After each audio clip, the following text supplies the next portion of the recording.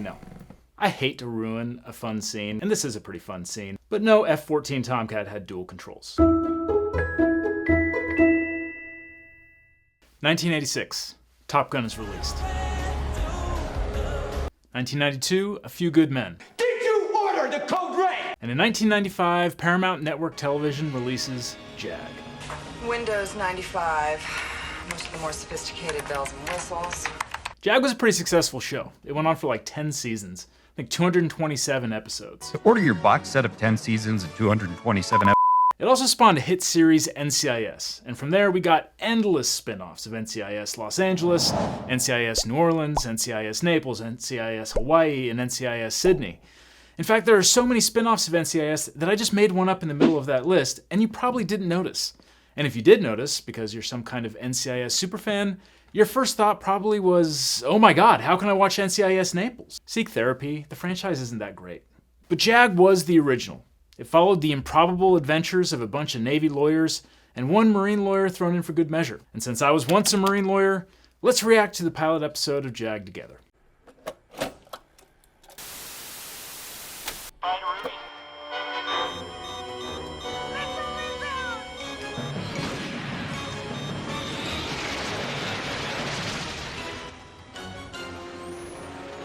This is recycled footage from Top Gun, and it's pretty awesome. But this time, at least, they identify the enemy aircrafts as MiG-21s, which actually are a real type of MiG, unlike Top Gun's MiG-29s, which were not. God damn.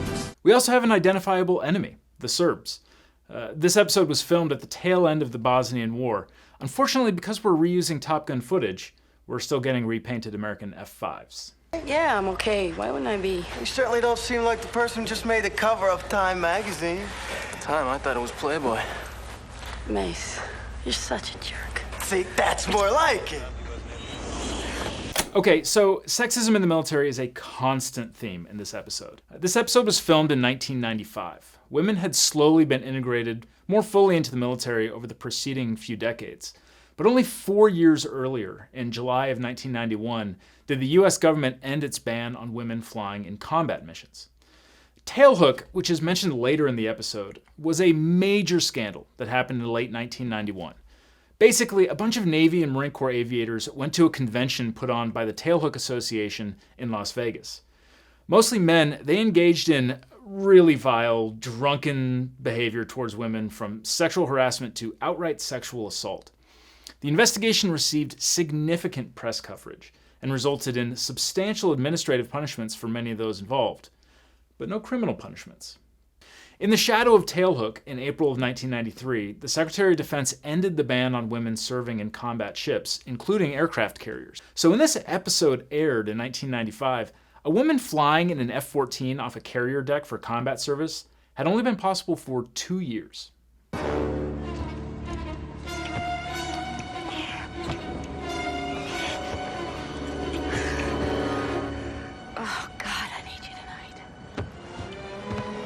Yeah, so dating aboard a ship is allowed as long as it doesn't violate the rules on fraternization. No hanky-panky, understood? Anyone who has spent any time on a ship, though, knows that that rule gets violated a fair amount. Shh, don't tell Mom! If you're found out, chances are you'll be administratively punished and maybe sent home from the ship. Part of that whole thing about no hanky-panky, if you are going to do it, you want to do it in somewhere very secret, not just making out on the flight deck. That was stupid. I'm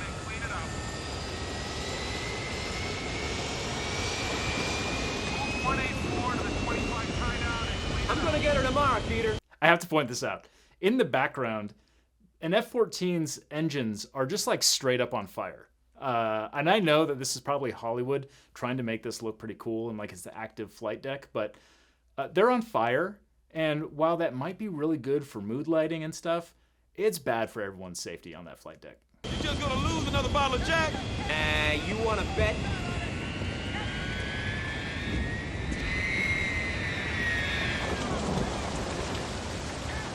What? Nothing.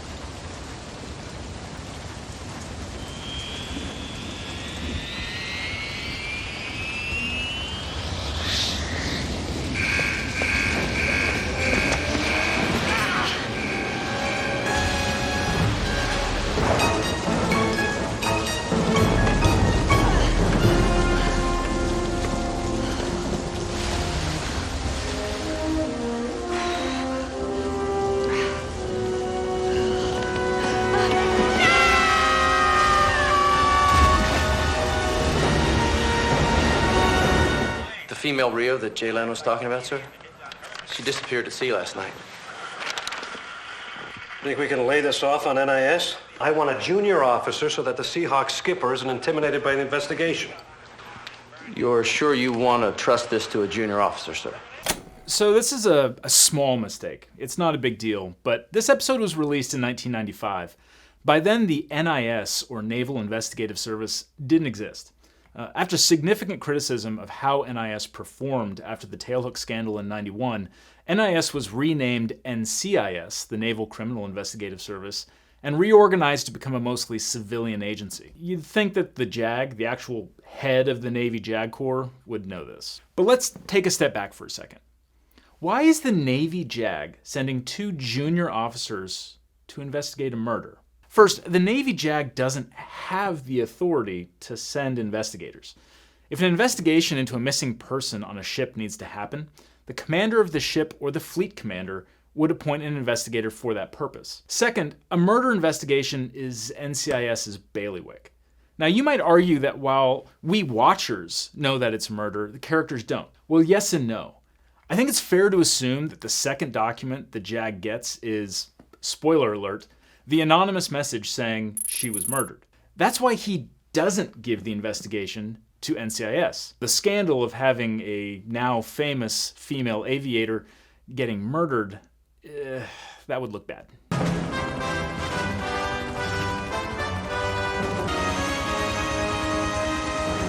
Watch the step, ma'am.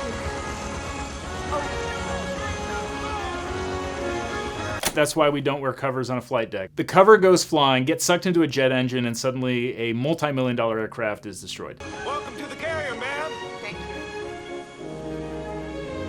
you. I get that Lieutenants Robb and presumably Lieutenant Pike were just at the French embassy party, and that's why they're wearing their dress whites, but come on. We clearly overdressed. They would have taken a minute to change. I guess you made a promise you can't keep, Lieutenant. It's in the Navy's interest to keep it, sir. That may be, but I'm not going to overrule the CAG, especially when I agree with him. With all due respect, sir, I'm in charge of a possible murder investigation, which gives me the latitude to authorize those rides. Those are my men. What? So Rob knows that this is possibly a murder, and somehow that gives him the authority to commandeer aircraft operating in a combat zone? If I had known that when I was in the service, I would have had way more fun. You lose a woman at sea, and they call me to the White House. Anything new from Lieutenant Rabb? Not much, sir. He still doesn't know whether it was an accident, murder, or suicide. I don't want to hear suicide or murder. No, sir. Unless he has insurmountable proof to the contrary, I want a finding of accidental death. Okay, so this just confirms what Rabb and Pike are up to. That the Navy JAG has them doing what's called a command investigation, or that's what it seems like. The Admiral wants a finding of accidental death because it's the most politically expedient. Suicide is the preferred explanation for the CAG and others who think women can't handle combat roles, and murder is the preferred explanation for Lieutenant Pike and Lieutenant Painter who, well, they want the truth. Generally speaking, there are 3 kinds of real administrative investigations in the Navy: a command investigation, a board of inquiry, and a court of inquiry. Command investigations are for the less serious events. Boards and courts of inquiry, on the other hand, are for major incidents. And before I see it in the comments, there are other kinds of investigations as well, but we're just not going to get into it right now. It's way beyond the scope. Needless to say, a single missing person on a boat is not a major incident. Even a single murder technically isn't. Now, these investigations are for administrative fact-finding, not determining criminal guilt or innocence. They focus on what happened, who might be responsible, what disciplinary actions should be taken, and how to avoid similar incidents in the future. Command investigations are by far the most common, and Navy lieutenants or Marine captains are frequently appointed to lead them. They are, after all, the most utterly disposable cogs in the commissioned officer machine. But let's be very clear. If there is any suspicion of murder, the investigation should and would be passed off to NCIS. We need to hand this off to NCIS. That's why the agency exists. Don't worry, Teddy. Junior officers get thrown to the sharks first. This is 100% true. Junior officers are frequently the ones who get thrown under the bus, and that's just the price of doing business. He's used to losing men in action, not a woman to suicide. How do you know it was suicide, sir? You don't stroll off a flight deck, Lieutenant, even at night. Too many safety nets. You have to jump. Or be thrown off? No member of this crew threw a woman overboard, Lieutenant. With all due respect to your opinion, sir, there are over 5,000 men on board. She committed suicide. Was she depressed, sir? I'm not a damn shrink, Lieutenant. She was your Rio and an officer under your command, sir. Surely you must have an opinion as to her mental state? Whatever that is, Lieutenant, I do not intend to discuss it on an open bridge. Well then, where and when, sir? At my damn convenience and wherever I damn well please. Sir, we have to recommend to a board of inquiry what we Lieutenant Pike, the CAG has said he will be interviewed at his convenience. So Lieutenant Pike says they have to recommend to a board of inquiry what they feel, and then gets cut off. So I guess they're not conducting a command investigation, they're investigating on behalf of a board of inquiry, which isn't really a thing. Who the hell sent for us? Admiral Bravo? Yes, ma'am. This way, sir. The First Lady is anxious to hear about your Seahawk investigation.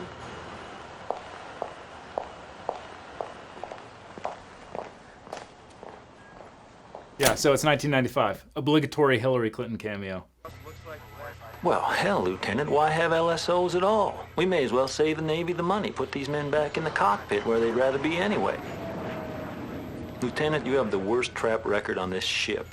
I'm not sure you could land a Tomcat at Dulles without a wave off. Sir. If you ever ignore an LSO again, your next flight will be a one-way trip on the Cod to Naples. Yes, sir. Dismissed. Technically, by disregarding the LSO's order to wave off, she committed a bunch of crimes, some of which could theoretically carry very long prison sentences. But she's just getting a stern talking to. And that's typical. Even though military laws can carry hefty theoretical punishments, they're usually dealt with at much, much lower levels. You don't like female pilots, do you, son? No, sir, I do not. Neither do I. But if one of my LSOs ever intentionally waved a pilot off because she was a female, I'd keelhaul him. We understand each other, mister? Even though the CAG is kind of a sexist, misogynist himself, that's better than nothing. If you write this up as a suicide, I'll submit a dissenting position. You can't. We're not a board of inquiry. We're a two-man team, and the senior member writes the findings.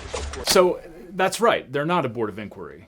But earlier they implied that they were acting as investigators for a board of inquiry. Sir, we have to recommend to a board of inquiry. And now Rab is saying that he's the senior member of a team, and the senior man writes the findings. So that strongly implies that the two of them are conducting a command investigation. It's unusual for multiple officers to be appointed to conduct a command investigation, but the rules allow for it if necessary. But it's just, this is very confusing. A board of inquiry is a much more formal process. I mean, imagine a bunch of people who are sitting there taking evidence in a very formal context.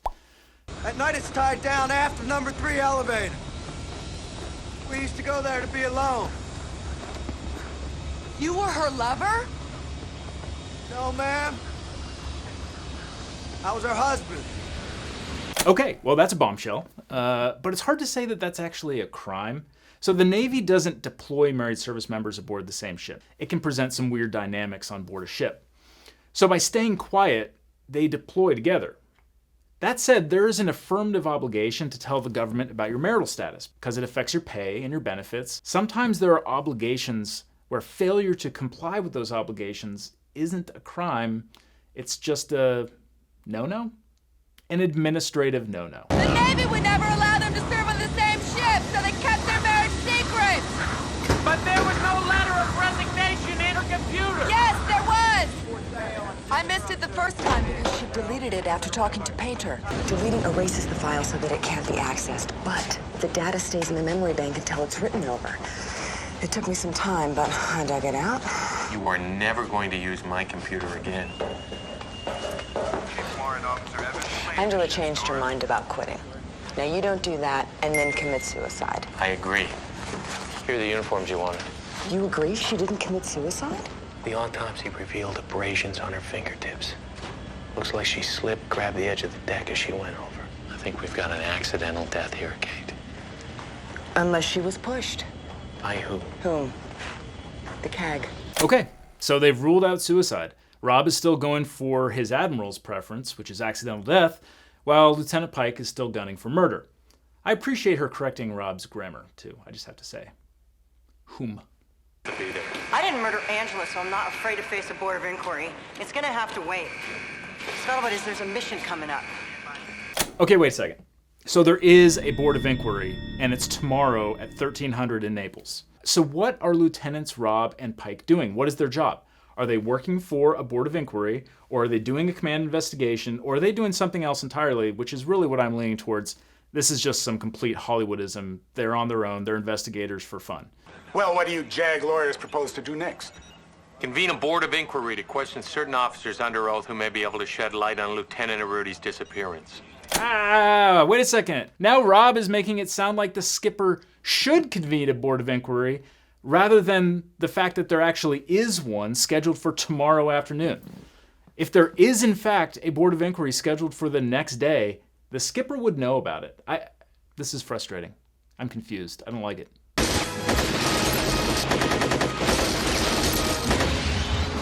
got her, Hammer. Okay, no. Hey, I hate to ruin a fun scene, and this is a pretty fun scene, but no F-14 Tomcat had dual controls. The radio intercept operator in the backseat couldn't take the stick. The best bet for the Rio would be to eject both seats and just hope for the best for both of them. He hasn't made a trap in 5 years. With luck, he'll take Kurt with him. Lieutenant Carter! You are relieved of duty and confined to quarters, pending the convening of a board of inquiry into Lieutenant Arrudi's death. By whose order? Mine! Under Article 118 of the Uniform Code of Military Justice. Okay, so hey, fun fact.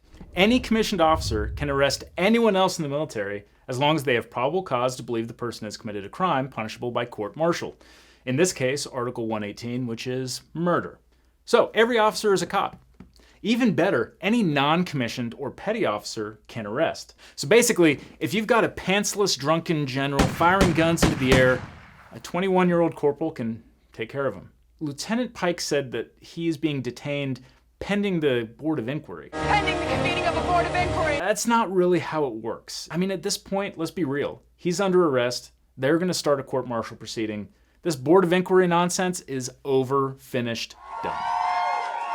He safely landed this damaged Tomcat onto the deck of the Seahawk.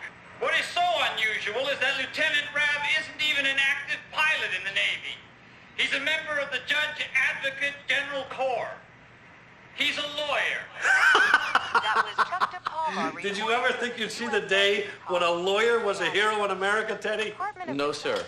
It's like the late night fantasy for most military lawyers, is that somehow, by some happenstance, they get up from behind a desk and they get to do something and become a hero. And it never happens.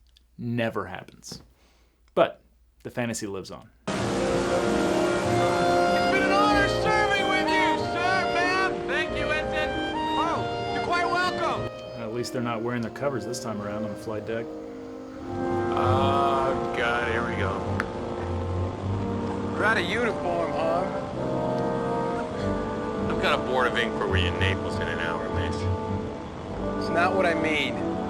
Are we seriously still doing this, the board of inquiry thing? We are done with the board of inquiry. We're moving to a court-martial.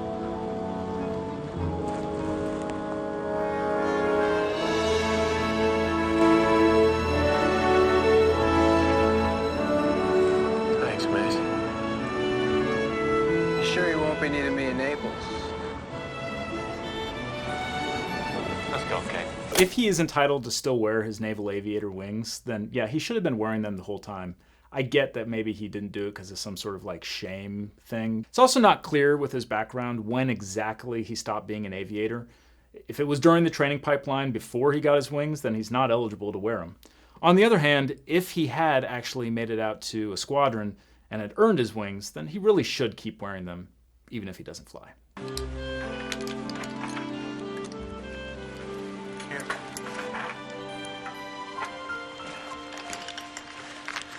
You know what they say about gold wings and a white uniform.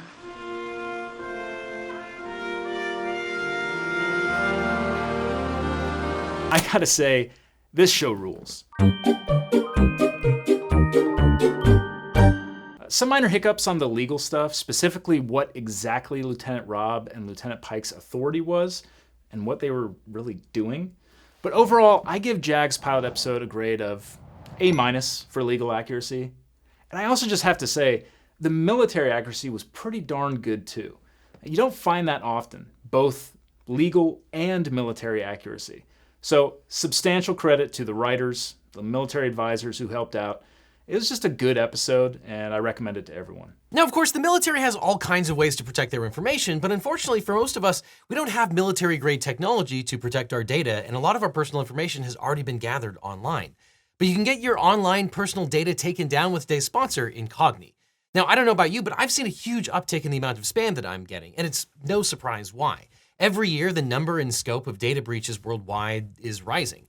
And you might not know it, but there are hundreds of data brokers out there that possess and sell your personal information, and their numbers grow every year. These data brokers might have a whole shadow profile on you, including your name, your address, phone number, shopping habits, and even your social security number, all up for the highest bidder. And at best, this leads to scam calls, and at worst, identity theft and doxing. But that's where Incogni comes in. Incogni fights on your behalf to remove your personal data from data brokers and deals with any objections from their side.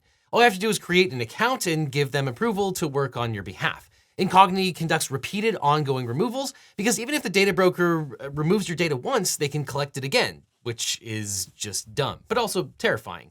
But Incogni makes sure that your personal information stays off the market for good.